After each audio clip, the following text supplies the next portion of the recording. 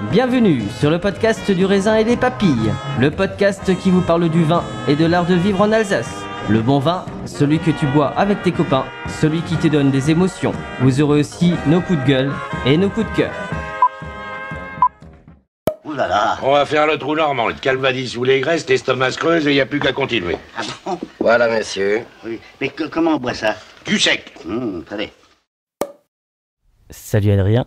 Salut Mickaël. Bienvenue pour l'épisode numéro 1 du raisin et des papilles. Nous allons aujourd'hui vous présenter un jeune vigneron. Moi, je le qualifie un peu de panoramix alsacien, parce que panoramix c'est un druide et il n'est pas très chimiste. Un artiste libre aimant sa terre et défendant les valeurs de l'Alsace. C'est Florian Beck-Hartweg qui est à Dambar-la-Ville. Donc on va vous le présenter. Bonjour Florian. Bonjour à tous. Alors, avant de parler de l'épisode numéro 1 et d'aller dans le vif du sujet, je vais revenir un petit peu sur l'épisode 0 qui était pour nous en pilote. C'était un épisode qu'on a voulu faire tout simplement pour des essais de son, etc. Il a été bien reçu. Les podcasteurs alors, de bière, de vin ont apprécié ça. On a eu pas mal de messages positifs. On a eu aussi des messages un peu moins positifs, mais toujours constructifs. Donc, c'est très bien.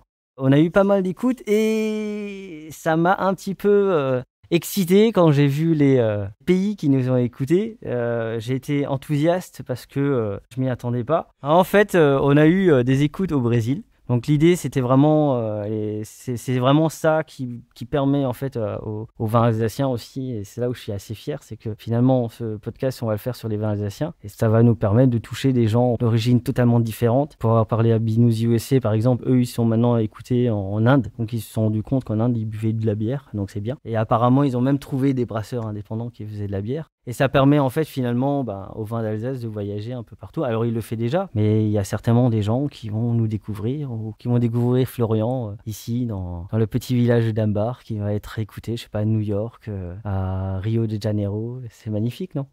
Donc voilà, donc c'était un petit peu pour voir le retour qu'on a eu qui était très positif. Alors, il y a des vignerons qu'on a tous croisés, qui nous ont marqués. Et moi, Florian, c'est l'un des vignerons qui m'a le plus marqué. À chaque fois que je faisais quelque chose, il a toujours été dans mon évolution et dans ma progression. C'est pour ça que cet épisode numéro 1, je voulais le faire avec toi. Merci. Pour moi, c'était important de t'avoir parce que tu es un peu cet emblème des jeunes vignerons alsaciens aujourd'hui. Je parle de toi comme un auteur, en fait. Tu es très créatif. Et j'avais envie qu'on parle de toi. Alors, c'est vrai qu'on te voit, tu es relativement présent dans la région, etc., et même ailleurs. J'ai vu un peu sur le site internet que tu es distribué un peu partout en France, donc bien distribué, et que l'idée, c'était vraiment que les gens apprennent à te connaître un petit peu mieux. Du coup, moi, ce que je voudrais un peu, c'est qu'en préambule, que tu te présentes tout simplement. Qui es-tu? D'où vient ton vignoble? Du coup, j'ai vu sur le site internet qu'il y avait 16 générations. Tout à fait, on est vignerons en famille depuis 1524, toujours dans le même village, à Dambar-la-Ville, depuis cette époque-là. Donc voilà, c'est effectivement la suite d'une longue tradition, quoi. 16e siècle, c'est ça? Oui. Donc il n'y a jamais eu un arrêt entre les générations? Non, tout le monde toujours de père en continué fils. dans cette activité viticole. Ouais. D'accord. Et tu peux nous parler un peu de l'histoire de ton domaine, du coup?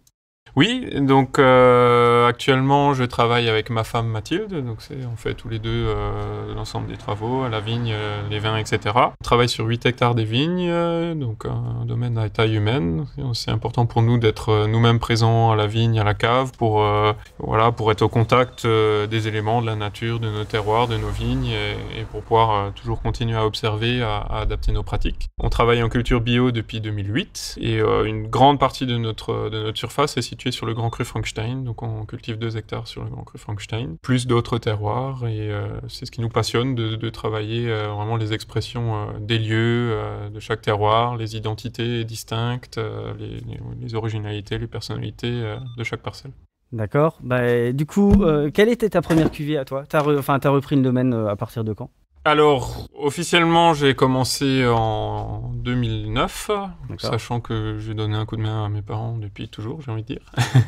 J'ai baigné dedans depuis tout petit. Donc voilà, on continue à travailler globalement les mêmes terroirs, donc les mêmes vins, mais avec des visions différentes, des façons différentes de les exprimer. Et on a ajouté quelques nouveaux terroirs aussi à notre gamme. Donc la première cuvée que j'ai sortie, c'était le Pinot Noir sur le Grand Cru Frankenstein, qui à l'époque n'était pas vinifiée à part, elle était assemblée au pinot noir d'Ambar-la-Ville, le pinot noir village.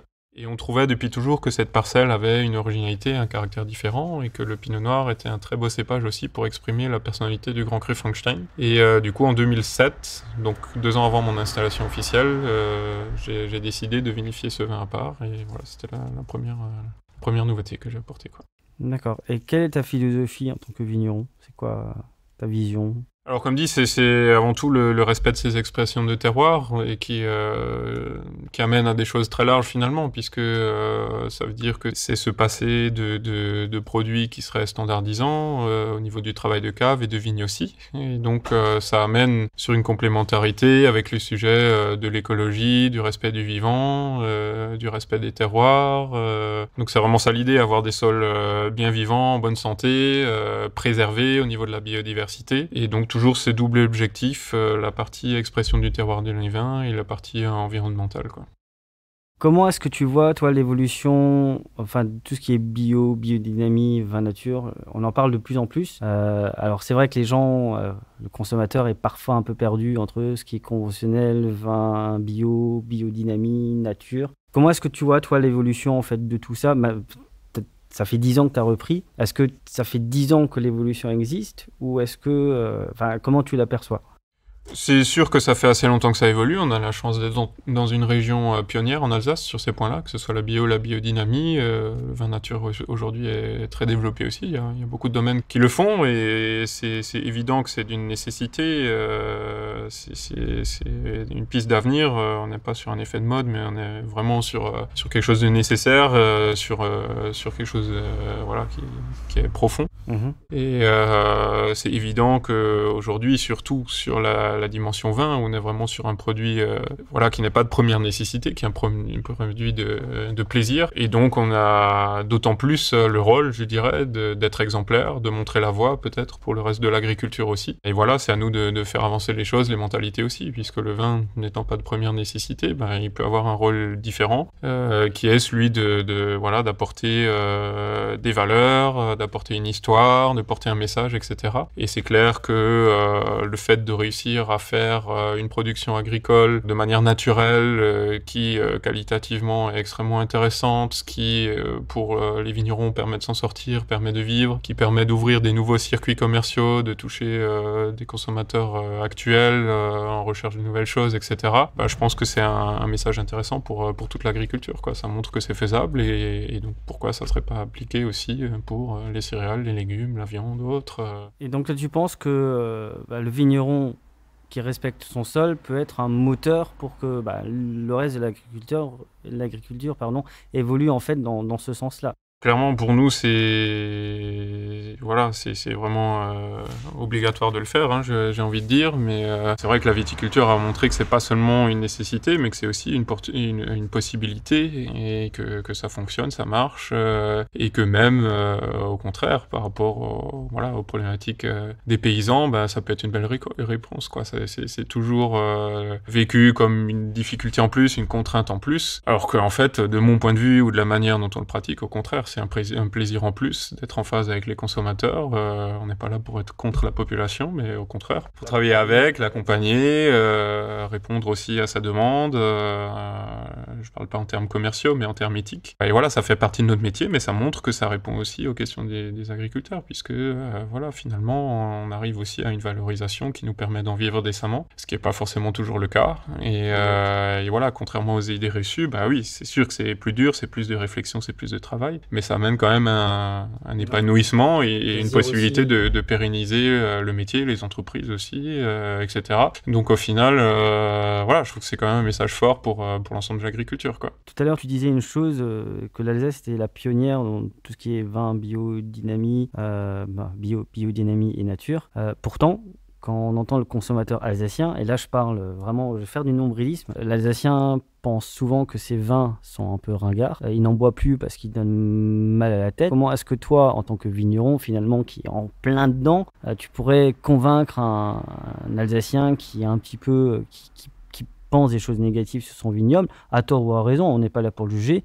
Comment est-ce que toi, tu pourrais le convaincre pour lui dire, non, en fait, goûte ces vins, allez vers les vignerons, rencontrez-les, parce que finalement c'est ça qui est magnifique. Déjà, j'ai pas forcément une idée aussi négative du dégustateur alsacien. Je trouve qu'il y a énormément de monde qui est très ouvert d'esprit, qui a envie de découvrir, qui a vu les changements que le vignoble a fait, etc.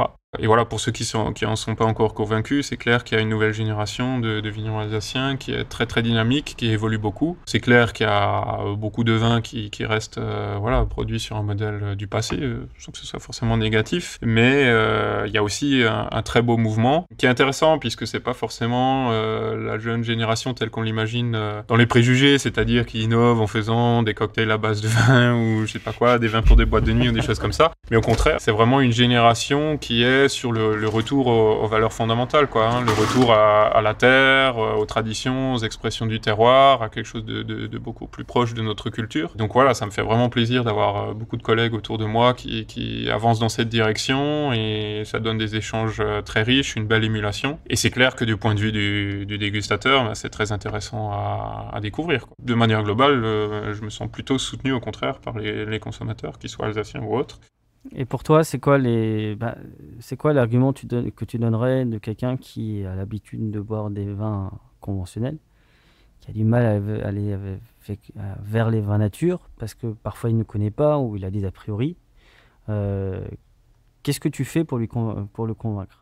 Alors déjà, le but, c'est pas forcément de convaincre à tout prix, puisque libre à chacun d'avoir ses goûts. Je trouve l'énorme intérêt de cette diversité que nous avons en Alsace. On a tout type de sol, tout type de terroir, qui donne forcément des personnalités différentes dans les vins, en rajoutant à ça la personnalité des vignerons, les différents styles de production, de mode de culture. Je prends ça plutôt comme quelque chose de positif, cette diversité. Et donc la seule chose que je pourrais dire à des dégustateurs, c'est pas de les obliger à aimer le type de vin que je produis, mais c'est plutôt de dire au moins ouvrez-vous, goûtez-les sans a priori, soyez curieux.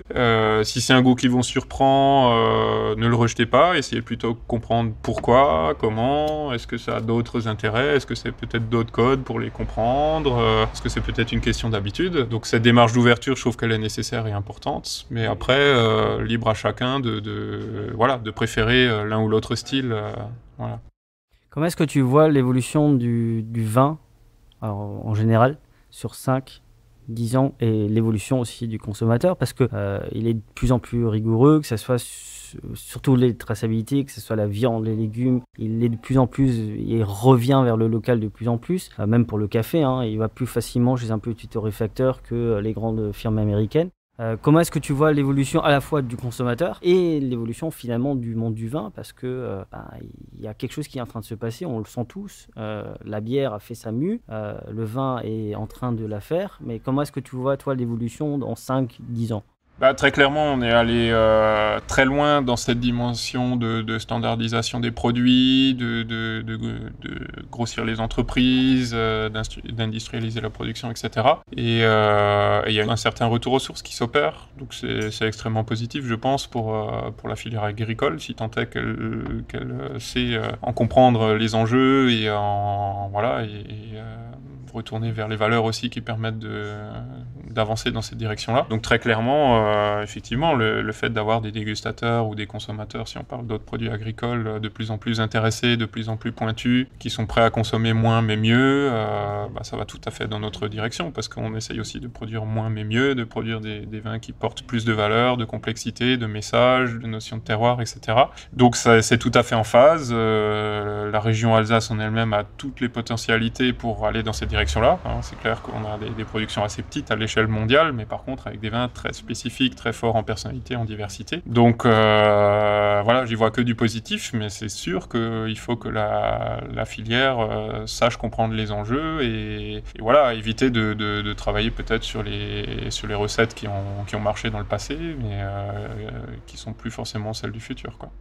Moi, Florian, j'ai un peu le même parcours que toi. Tu le sais, j'apprécie beaucoup ta démarche. Tu es l'un des premiers à m'avoir fait découvrir ce monde du vin naturel, cette diversité aussi des vins d'Alsace, le fait qu'un Riesling ne doit pas goûter exactement ça, un Gewürztraminer pas exactement ça non plus. Et donc, comme toi, tu as invité Florian pour l'épisode 1, Mickaël. Moi, j'avais, avec Jus de la Vigne, aussi commencé par toi, et tu es sans doute un des vignerons à qui j'ai pris le moins de bouteilles, et c'est vraiment dommage. Moi, ce que j'avais trouvé intéressant aussi dans ton approche, c'est l'approche de dégustation qui est assez différente de ce qu'on peut trouver habituellement, donc avec cette dégustation géosensorielle. Et si tu peux en dire quelques mots, je pense que ça pourrait être très intéressant pour ceux qui nous écoutent. Eh bien, je te remercie pour cette question parce que c'est effectivement un point crucial. On parlait de lien entre les producteurs et les dégustateurs, et là, ça en fait partie, puisque très clairement, en allant vers d'autres styles de vin plus originaux, avec ses personnalités, avec ses marques terroirs plutôt que des marques aromatiques, très clairement, ça veut dire qu'il faut aussi des nouvelles clés de lecture. Pour moi, la dimension aromatique des vins est intéressante, mais ne suffit pas à comprendre toutes les dimensions de la personnalité d'un vin. Et voilà, on fait des vins, je le disais, qui ont beaucoup de complexité, de messages à apporter. Ils transmettent le message d'un terroir, peut-être aussi d'un vigneron, d'une méthode. Et très clairement, pour comprendre toutes ces facettes, il nous faut des outils adaptés. Et c'est vrai qu'on travaille sur ce qu'on appelle la dégustation géosensorielle. Alors le terme est un peu compliqué, mais c'est simplement de s'intéresser aussi au toucher de bouche, aux structures des vins, à leur texture, à toutes ces dimensions. Alors c'est parfois difficile à nommer, mais on pourrait parler d'énergie, de choses que le vin nous apporte en plus qu'un simple goût. C'est vraiment important de travailler sur tous ces points-là, puisque voilà, ça permet vraiment de passer le message entre un vin et un dégustateur, quoi. Et donc c'est intéressant pour le dégustateur de recevoir la totalité du message. Et bien sûr, nous en tant que producteurs, on est très heureux de pas juste vendre une bouteille, mais aussi de transmettre des valeurs, des idées et une compréhension de nos vins. Voilà, on fait un travail qui est quand même assez précis, et ça nous fait plaisir s'il est compris le mieux possible. Et si on a envie de se former un petit peu à ça, toi tu es donc à la tête de l'Université des Grands Vins maintenant ? Tout à fait, l'Université des Grands Vins qui avait été fondée par Jean-Michel Deiss et dont j'ai repris la présidence entre-temps, qui travaille sur ces notions de compréhension des terroirs par la dégustation géosensorielle. Et le but, c'était justement, on en parlait avant, de renforcer la culture du vin de terroir en Alsace. Donc c'est-à-dire de passer par la voie culturelle pour mieux comprendre les terroirs et les vins. Donc ça vaut évidemment pour les dégustateurs, mais ça vaut aussi pour les vignerons. Et donc on est très fiers dans cette université d'avoir dans notre public une diversité entre des producteurs et des amateurs qui se retrouvent autour de cette envie de comprendre mieux les terroirs, d'approfondir la culture du vin d'Alsace, ou la culture tout court même, on pourrait dire, en élargissant un peu. Voilà un petit peu les objectifs de cette association. Super. Toujours autant de pédagogie, en tout cas, c'est ce que j'apprécie.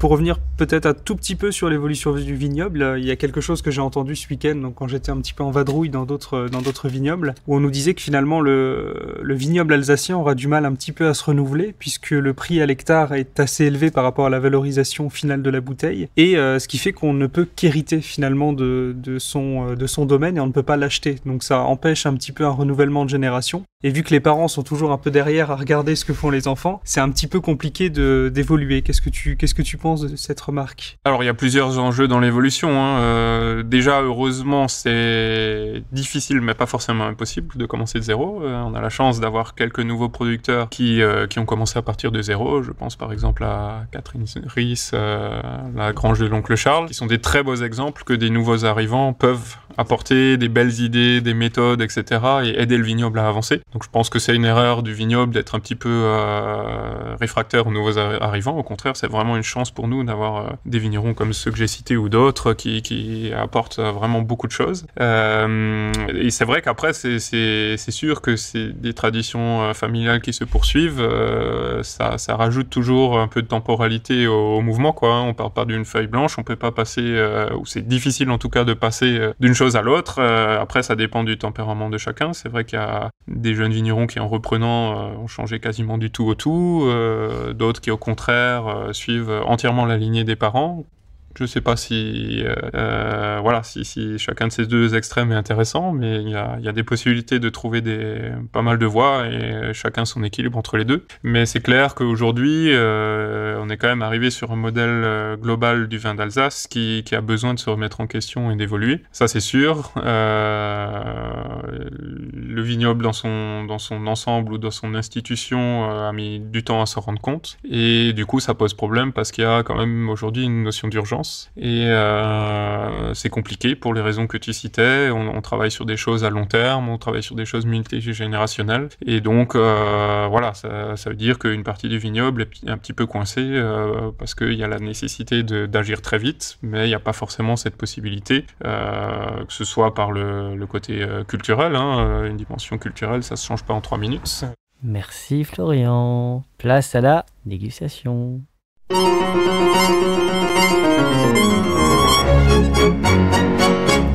Jetzt trinken wir. Donc on est sur un vin blanc, forcément.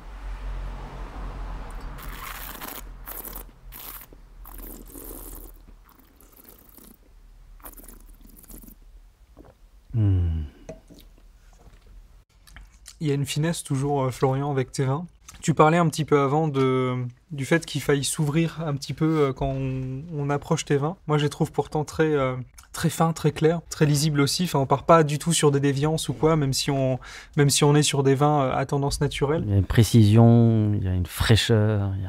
Complètement. On n'est pas dans les archétypes des cépages alsaciens forcément, mais je pense que tu dois parler à tout le monde. Je pense que c'est rare qu'on te dise « Ah non, moi j'aime pas du tout ça », contrairement à certains vins nature qui sont peut-être un peu plus rock'n'roll, comme on dit dans le jargon. C'est sûr, l'objectif, c'est vrai que c'est... En travaillant de manière naturelle, c'est pas forcément d'aller sur la marque de ces techniques-là, mais c'est plutôt de laisser la place à l'expression du terroir. Et clairement, c'est moins de travail en cave, c'est sûr, mais par contre, c'est beaucoup plus de travail à la vigne, quoi. L'objectif, c'est de bien ressortir le fond, les structures de ces vins. Donc, ça demande un travail très précis sur l'entretien des sols, la santé des sols, l'équilibre de la vigne. On fait énormément de travail manuel, on bichonne chaque pied de vigne. Ça donne du coup des matières premières qui sont aptes à produire des vins de garde, de structure, de précision, sans avoir besoin forcément de rajouter des produits en cave, quoi. Donc, c'est vraiment ça l'objectif, quoi. Moi, je trouve que c'est d'une fraîcheur, d'une limpidité. Enfin, je trouve, après j'ai déjà goûté, mais c'est vraiment, en fait, c'est toi. J'ai l'impression qu'on trouve ta personnalité dans la bouteille, mais vraiment, après c'est le but aussi. Pas forcément. Le but, c'est aussi de m'effacer, de laisser la place au terroir. Et là, on est donc sur un grand cru Frankenstein. Ouais. C'est des terroirs de granit. Et très clairement, c'est des terroirs qui donnent des vins d'élégance, de pureté. C'est des structures qui sont très cristallines, des acidités qui sont très linéaires, vibrantes, très pures, très droites, très verticales. C'est pas des vins qui emplissent la bouche dans la largeur. C'est des vins très centraux, très, très allongés. On a beaucoup de complexité aromatique, mais par contre, c'est très peu puissant. C'est très peu puissant, mais c'est vraiment dans la finesse et dans la longueur. Et c'est la marque de ces sols de granit, ce côté cristallin. On a une salinité, des sols minéraux qui donnent des textures très cristallines. On a un grain assez angulaire, qui est très salivant. C'est vraiment des vins qui font beaucoup saliver et qui s'accordent très bien en gastronomie. C'est gourmand, c'est un bon vin gastronomique en fait. En termes d'accord, tu le mettrais avec quoi? Alors, sur ces terroirs granitiques, on a à la fois la complexité, la personnalité, la profondeur, mais on a aussi la finesse et l'élégance. Donc, il faut qu'on travaille sur des produits qui ont du goût, mais qui soient pas trop riches ou trop puissants. Donc, très souvent, sur les terroirs granitiques, c'est des plats très peu travaillés. C'est-à-dire qu'on n'aura pas beaucoup d'éléments différents, des sauces, des épices, etc. Mais ça va être vraiment des produits bruts et purs et qui ont du goût au départ. Donc, par exemple, des poissons en cru, ça fonctionne très très bien, des dorades, qui va très très bien faire ressortir le côté cristallin de la minéralité de ces terroirs de granit, ou des poissons avec juste un petit peu de citron, ou ce type de plat, plutôt des poissons d'eau douce, des poissons très fins aussi, pour révéler vraiment la pureté et la finesse du vin. D'accord. Alors ? Tout en finesse. Grosse, belle finale. Adrien, comme toujours, a les yeux qui pétillent. À force d'avoir les yeux qui pétillent, on va me dire, oui, mais il aime tous les vins. Mais non, mais là, il Il y a toujours Tu as dit que sur des prochains podcasts, tu ramènerais des vins peut-être qu'on aimerait un petit peu moins, donc ça peut être intéressant de voir si mes yeux changent. Non, mais ce côté cristallin vraiment sur le bout de la langue, moi je trouve hyper intéressant. Grosse finale aussi. Après, on est sur un grand cru. On est vraiment sur... Alors en Alsace, il y a 51 grands crus, c'est bien ça? Tout à fait. Et donc le Frankenstein en fait partie d'un des 51. Exactement. Et donc chaque terroir grand cru a son originalité en termes de type de sol, de microclimat, etc. Et donc le grand cru Frankenstein, c'est ce terroir granitique qui donne sa caractéristique, couplé à une exposition sud-est, à un microclimat sec aussi, et qui rend les vins très précoces, peu de botrytis. Donc on reste vraiment sur cette pureté, sur cette élégance. On n'est pas du tout sur des vins de richesse ou de puissance. À noter aussi que c'est des grands vins de garde. C'est quelque chose aussi qu'on ne sait pas assez, mais quand on travaille de cette manière-là, sur un grand terroir, avec des petits rendements, des sols vivants, on a des vins qui ont des structures qui sont vraiment intéressantes et magnifiques et qui vont se garder des années, quoi. On goûte des Frankenstein qui ont un siècle et l'acidité est toujours cristalline, est toujours droite, est toujours très fraîche, comme dans la première jeunesse, quoi. On perd bien sûr les notes plus florale, l'aromatique, la partie fleur blanche, etc. Évidemment, au bout d'une dizaine d'années, ça diminue. Mais par contre, on garde cette structure cristalline, saline, élégante, sur un siècle facilement, quoi. Pour parler un petit peu de la garde et tout ça, il y a un mouvement de consommateurs où finalement on ne sait plus garder les vins et on a envie de les boire dans les premières années. Qu'est-ce que tu penses de ce mouvement? Qu'est-ce que tu peux y faire? Est-ce que tu peux y faire quelque chose? C'est ce que je disais, c'est que les gens, tout à l'heure on parlait un peu en off, que les gens autrefois, avant quand ils faisaient des soirées, ils achetaient un carton, 2 cartons. Maintenant les gens vivent dans des appartements, ils ont quasiment plus de cave, ou une petite cave, du coup ils achètent bouteille par bouteille. Alors c'est très bien, tant qu'ils achètent des bouteilles et qu'ils goûtent, c'est très bien, mais c'est vrai que le mode d'achat et de consommation a un petit peu changé. Ça rejoint un peu ce que tu Clairement, je pense que c'est un des enjeux de notre métier de vigneron, c'est que la temporalité du monde d'aujourd'hui n'est plus forcément en lien avec une activité agricole, donc que ce soit pour le temps de dégustation ou pour tout. L'entrée en production d'une parcelle, c'est toujours quand on plante une parcelle, des projets à long terme qui sont difficilement solubles dans le monde d'aujourd'hui, ça c'est clair. Après, voilà, c'est à nous de nous adapter aussi, donc très clairement, je pense que ça fait partie des responsabilités du vigneron d'essayer de garder les bouteilles et de les vendre. C'est difficile de les garder bien sûr 15 ans, mais de les garder un minimum, quoi. Et c'est clair que c'était une des choses qui nous faisait défaut chez nous avec Mathilde. Et très clairement, ça a été notre objectif de se dire, sur les terroirs qui en ont besoin, sur les grands crus, sur certains terroirs, d'essayer de faire la démarche de garder plus longtemps. Donc aujourd'hui, on vend la plupart des grands crus 2016 et certains 2017. C'est encore trop jeune, c'est clair, mais on a déjà quand même une certaine patine qui se fait. Et après, dans la dégustation, c'est clair que de bien informer déjà les dégustateurs, c'est aussi la pédagogie. C'est pas forcément seulement que les gens veulent plus faire d'efforts de garder, mais c'est aussi des fois que les gens se rendent pas compte à quel point ça peut changer un vin, quel intérêt ça peut donner le vieillissement. Donc d'expliquer ça, éventuellement preuve à l'appui par une dégustation, c'est clair que ça peut ouvrir les yeux aussi et faire avancer ces questions-là. Et donc voilà, il y a des jeunes consommateurs qui commencent à s'ouvrir à ça aussi, et c'est très intéressant. Et après, au niveau de la dégustation, il y a aussi des possibilités. Quand on ouvre un vin qui est encore un petit peu jeune, on a la possibilité de le carafer, d'ouvrir la bouteille un petit peu à l'avance. C'est intéressant aussi pour des vins qui sont encore un peu fermés, des vins qui ont encore un peu de CO2 ou autre. Ça peut être des outils intéressants aussi, quoi. Et je crois, en lisant l'étiquette, que cette cuvée, elle a quelque chose de particulier pour toi. Oui, alors là, c'est la première cuvée de Grand Cru Frankenstein que nous produisons en assemblage. Et c'est une démarche que nous faisons de plus en plus. On travaille sur 6 terroirs différents et on produit sur chacun de ces 6 terroirs au moins un vin d'assemblage, et sur certains de ces terroirs aussi des monocépages. On trouve que c'est une manière très intéressante d'exprimer un terroir. C'est pas forcément la seule, c'est possible en monocépage aussi, mais dans notre expérience sur les terroirs qu'on travaille à la fois en monocépage et en pluricépage, en assemblage, on constate qu'on a plus de profondeur saline, plus de complexité, et on a l'impression d'avoir une expression du terroir plus complète, plus fidèle.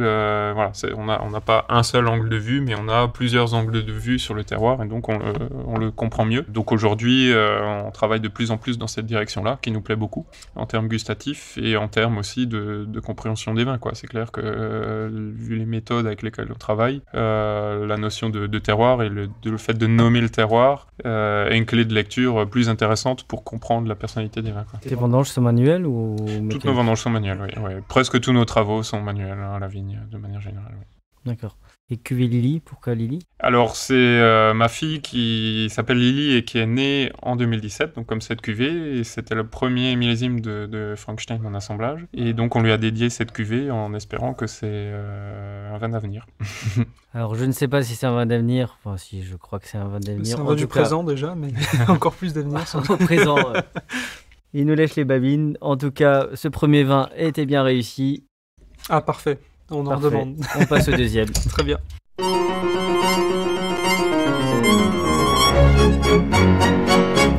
Jetzt trinken wir. Alors, pour illustrer notre plaisir à exprimer la diversité de terroirs qui se trouvent en Alsace, le deuxième vin que je vous présente, c'est un terroir totalement différent. C'est le lieu-dit Bungertal. C'est un terroir qui est situé à Nothalten, donc c'est juste à 7 km d'ici, c'est juste à côté. Mais on est sur des sols totalement différents.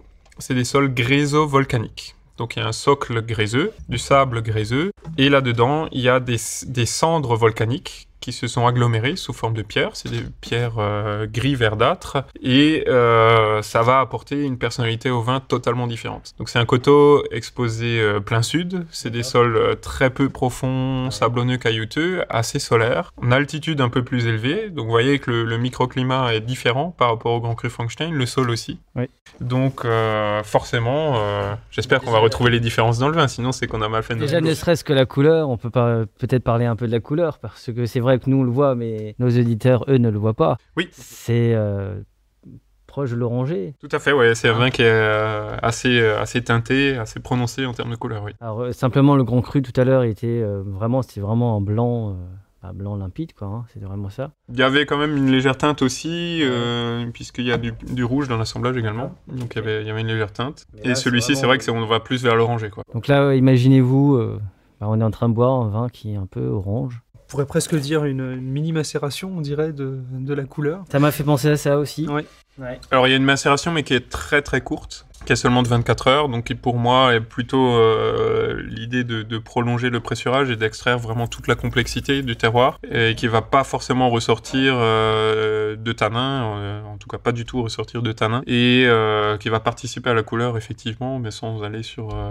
voilà, c'est pas forcément que ça qui va donner la couleur, quoi. C'est le pressurage donc, qui dure 24 heures, c'est ça ou... Non, tu c'est laisses macéré quand même, pendant 24 heures, et après on fait seulement... encore un pressurage de 5 ou 6 heures. Ok, Donc ça fait pratiquement 30 heures au total, quoi. d'accord. Donc, un profil de vin totalement différent, très marqué par la dimension volcanique, hein, qui prend beaucoup de place dans la personnalité. C'est des terroirs qui donnent beaucoup de caractère. Ça donne des vins d'expression. C'est des vins très expressifs, très riches au niveau aromatique. Sur les granites qu'on goûtait tout à l'heure, on a beaucoup de maturité et de complexité, mais c'était plutôt dans la discrétion. Il fallait aller le chercher. Alors que là, sur le terroir volcanique, voilà, c'est très exubérant, c'est expressif, c'est complexe. Il y a une diversité d'arômes qui est impressionnante. On peut le redéguster plusieurs fois. On découvrira à chaque fois des nouvelles facettes, des nouveaux arômes. Et là aussi, dans ces notions de toucher de bouche et de structure, on est sur un monde totalement différent. On n'a plus du tout ce côté linéaire et cristallin des granites, mais on est plutôt dans la largeur, la richesse. On salive sur toute la bouche. On sent la salinité sur le tour de la langue, voire même sur le haut des palais. On a de la chaleur en rétro-olfaction. On a une texture totalement différente. On n'a plus du tout le côté cristallin, mais on est plus sur un côté tannique, hein. On a une certaine austérité en fin de bouche, hein, avec ces notions de tanin. Ce côté, voilà, très, très exubérant aussi, on le retrouve en bouche. Et voilà, donc c'est une personnalité très très différente. Ça éclate de partout en bouche, effectivement. C'est très très opulent, de beaux amers aussi à la fin. Enfin, moi, il y a c'est un feu d'artifice entre le nez, l'œil aussi finalement, et la bouche. Ça y est, c'est 14 juillet là. Hein. C'est magnifique, c'est expressif, mais encore une fois, c'est simple. Là, j'étais en train de m'imaginer avec des potes, on boit ça. Pour faire découvrir, beaucoup plus. Enfin voilà, c'est beaucoup moins gastronomique aussi, peut-être. Je ne sais pas ce que tu en penserais. On peut aussi l'accorder en gastronomie, mais avec des choses évidemment totalement différentes que les vins du Frankenstein.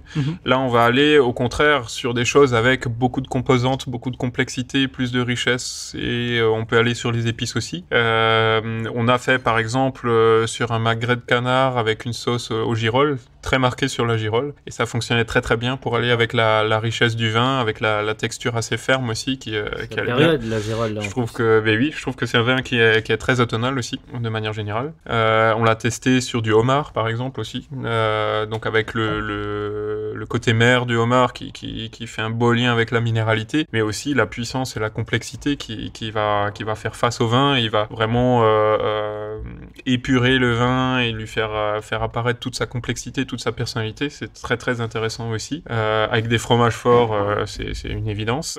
Et poisse, Munster, ça doit être magique. Tout à fait. Ce que je trouve génial aussi, c'est que c'est un petit peu un cas d'école sur le fait que le terroir passe avant le cépage sur cette cuvée-là. Je sais que 2016, je m'étais fait complètement avoir sur le cépage que c'était. Là, ça me paraît peut-être un peu plus lisible. Est-ce que c'est parce que je le sais ou est-ce que c'est parce que c'est le millésime qui... Alors, c'est peut-être parce qu'il y a moins de Gewürz que tu le sens plus. Parce que 2016, c'était 100% Gewürz. Okay. Et là, on a assemblage Gewürz et Riesling. Mais c'est vrai qu'on parle plus d'émotion que de cépage. Là, finalement, on a évoqué au bout de, je sais pas, une demi-heure, Gewürz, Riesling. On parle vraiment plus d'émotion maintenant. Alors c'est important de savoir le cépage. Je pense que les gens aiment bien aussi mettre les étiquettes. Bien sûr, c'est une donnée technique, comme le mode de production, le millésime.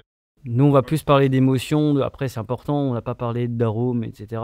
On pourrait en parler, mais c'est plutôt nous, on a envie de. On goûte un vin. Alors, on aime ou on n'aime pas. Ça, c'est les émotions finalement. Hein. On ne les discute pas et c'est vraiment ça c'est pour ça aussi qu'on a créé le podcast. C'est vraiment pour parler des émotions. On passe par l'émotion et en plus, comme il n'y a pas l'image, c'est plus facile pour nos éditeurs de se dire tiens, j'ai envie, j'ai pas envie, je me l'imagine. Alors il y aurait des photos, mais une photo ne représente pas. Donc je pense que ça va certainement alimenter la curiosité, comme les fêtes de fin d'année avancent, ou approchent plutôt, que les homards vont faire leur place sur les étals et les plateaux de fromage, vous saurez ce que vous pourrez prendre pour vos fêtes de fin d'année. Foie gras, je pense que ça peut être intéressant. Sinon, aurais-tu essayé? Tout à fait.